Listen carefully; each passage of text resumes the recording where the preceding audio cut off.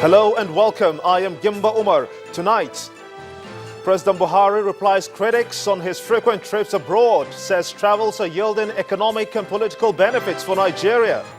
Benue State government to prosecute persons and companies over 219 billion naira allegedly stolen from the state's treasury. And former Senate President Ken Namani dumps the PDP, says party will not enable him play the politics of principles and values anymore. And number of Syrians trying to enter Turkey doubles as fighting rages in the northern part of the country. And on business news tonight, low oil prices takes a toll on banks and limits as lenders seek bailout. On sports news, Kenya's Abraham Kiptum emerges winner of the inaugural edition of the Lagos City Marathon after crossing the finish line in 2 hours, 16 minutes and 21 seconds.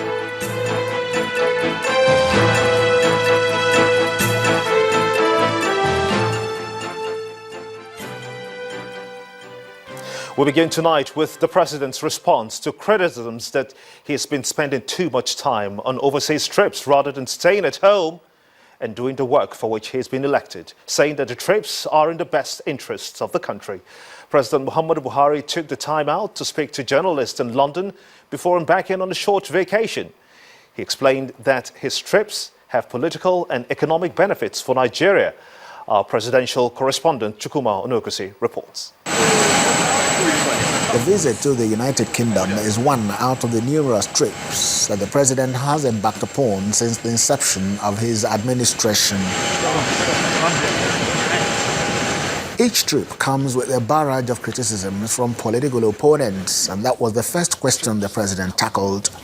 I haven't seen any frivolous journey that I have undertaken. I understand one of the governors, to be governor of Ekiti, and he said, every trip I made, it cost Nigeria at least $1 million.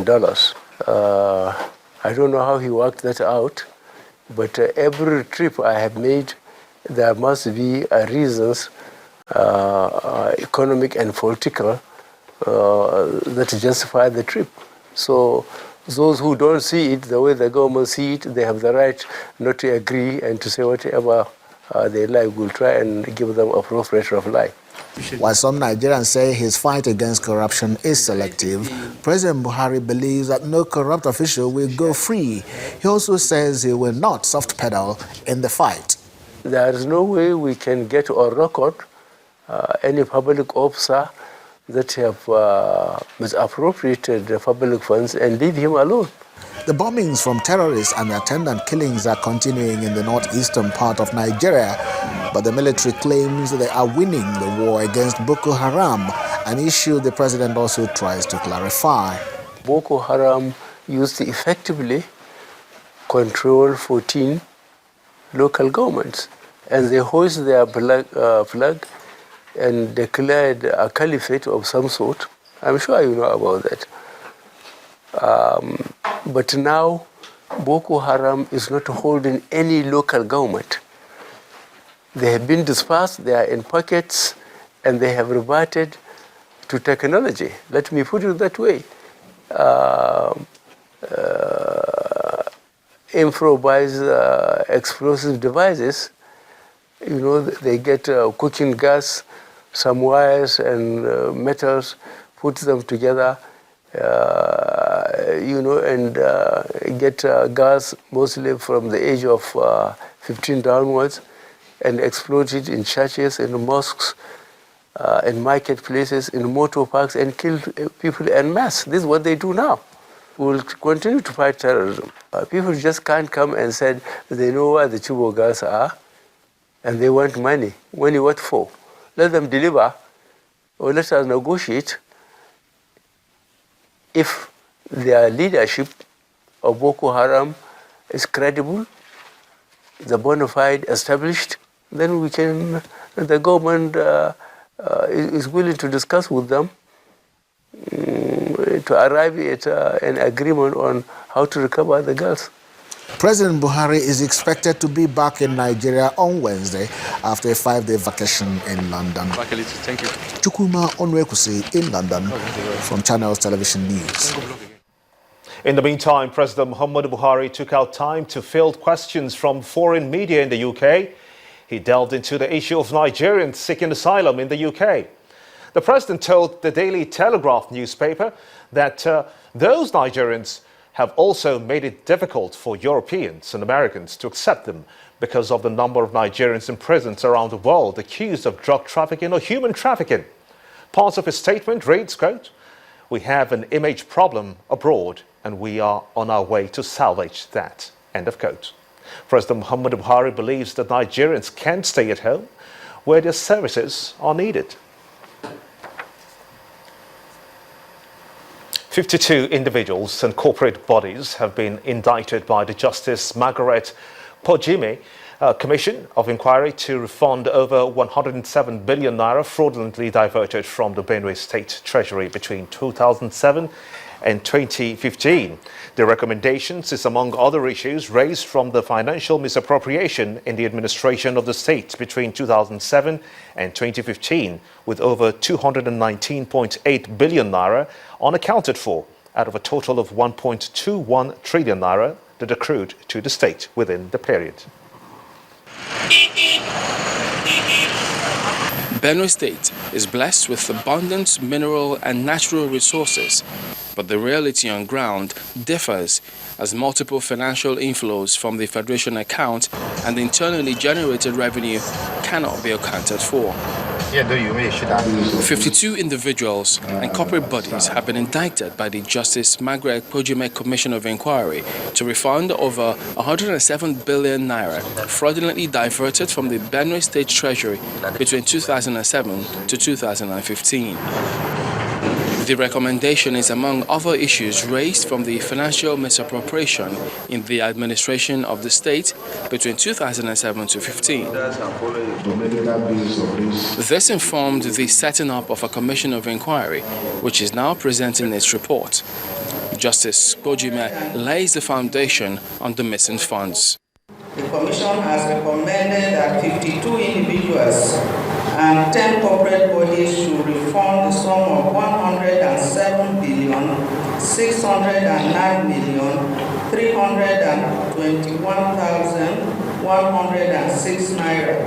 It has also recommended for deeper investigation and possible refund a further 44,721,553,467 naira 70 kobo. The chairman also lists agencies that destroyed their financial records and recommended 52 individuals and corporate bodies for cash refunds and prosecution. Governor Autumn promises to retrieve everything that was looted. I can assure you that everyone indicted will make refunds or will be prosecuted. I'm giving them an option where people are ready to make refunds because we are in a hurry to develop Benue State and we have challenges. We want to pay salaries. We want to pay pensioners their money. We want to pay gratuity. We want to fulfill our contractual obligations, including the ones that we inherited.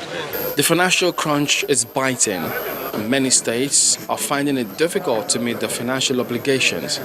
Many of these state executives are now forced to look inwards, their income and expenditure, in order to find a solution.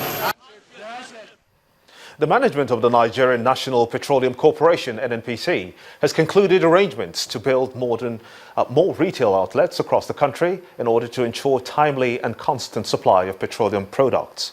The Group Executive Director, Commercial and Investments of the corporation, Mr. Babatunde Adeniran, was speaking during a courtesy visit to the Kwara State Governor, Abdul Fattah Ahmed. The game plan is to quickly establish 3 megastations in each state of the country, which will be located in each senatorial district. The NNPC says this is part of the change agenda of the government to ensure that people do not travel far before buying fuel. We are planning to build 3 stations now in every state. And those 3 stations are going to be located in each senatorial district. That's what we are planning to do now. But our target is to go to 800 or even more, depending on how the economy allows us to go. Today we have about 530 stations. So the one we are looking at now is about 109 stations. So that's about 650 stations. So we still have room to expand, to grow. But we need the collaboration of everybody to assist us to get to where we want to go. The Kwara State government, on its part, is ready to ensure that the proposed mega stations take off as soon as possible, particularly as the only NNPC mega station in the state capital cannot satisfy the huge population. As part of our drive to give our economy a boost, we have looked at several areas, which includes creating environments that make it enabling for prospective investors. Because we see you here as an investor. So you're coming into Kwara requesting for land to set up an outlet that will not only create employment but also ease economic activities of our people, improve on safety of lives and properties. It's not only a welcome idea, but I'm giving you the assurance today that you have this land. If you want 3-4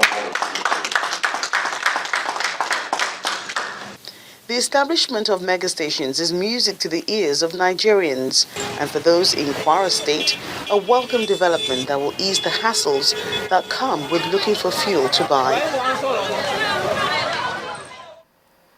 And in part 2, after the break, senators from the Northeast advocate a special de-radicalization program for the youth in the region. Stay with us.